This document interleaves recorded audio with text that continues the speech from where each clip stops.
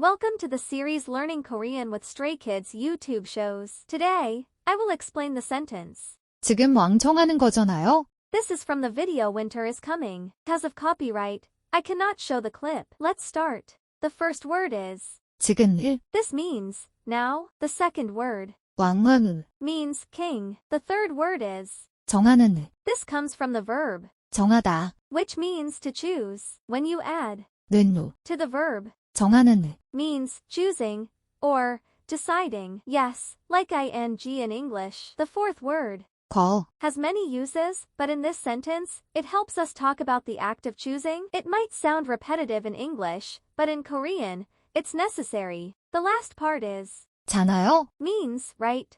Or, you know. We use it when we want the other person to agree with us. So the full sentence means, we're choosing the king now, right? Practice time. Let's make similar sentences. Change the action. Instead of choosing the king, let's say, we're eating now, right? In Korean, 지금 먹는 거잖아요. 먹다, 먹는 거.